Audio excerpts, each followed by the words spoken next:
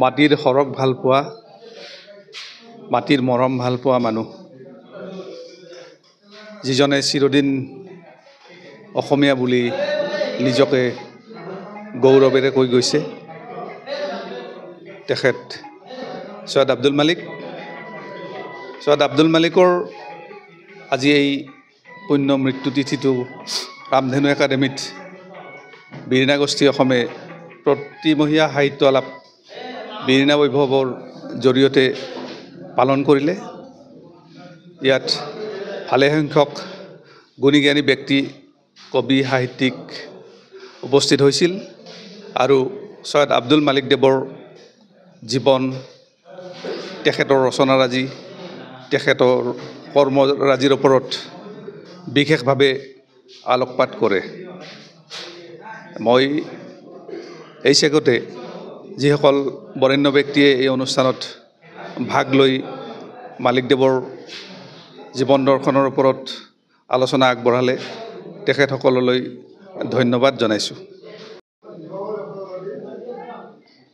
সাহিত্য সাংস্কৃতিক অনুষ্ঠান বীৰিণা গোষ্ঠী এটি অসমৰ সাহিত্যিক অনুষ্ঠান আৰু এই অনুষ্ঠানটিয়ে প্ৰতি মাহে বীৰিণা বৈভৱ অনুষ্ঠানেৰে আমাৰ অসমৰ বৰেণ্য সাহিত্যিকসকলৰ স্মৃতিচৰণ হওক, জন্মৰ শতবাৰ্ষিকী হওক, জন্ম উৎসৱে হওক পালন কৰি আহিছে। আৰু এইবেলি সৈয়দ আব্দুল মালিকৰ আমাৰ সাহিত্যিক অনুষ্ঠানটো মানে তেখেতৰ স্মৃতিচৰণত এই অনুষ্ঠানটো আৰম্ভ কৰিলোঁ।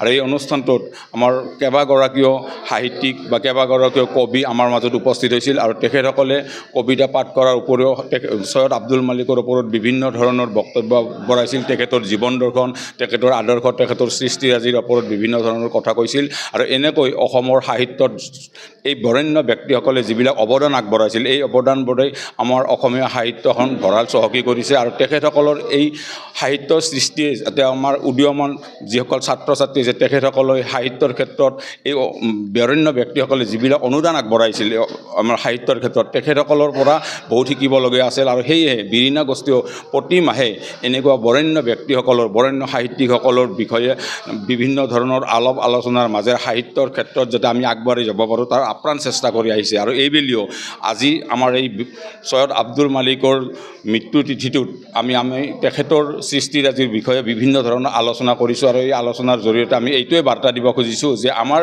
যিসকল বৰেণ্য ব্যক্তি এতিয়াও কায়িকভাৱে আমাৰ মাজত নাই, তেখেতসকলৰ সৃষ্টিৰাজিটো আমি জীয়াই ৰাখিব পাৰোঁ, তাৰ কাৰণে আমি বীৰিণা গোষ্ঠী অশেষ চেষ্টা কৰি আহিছোঁ।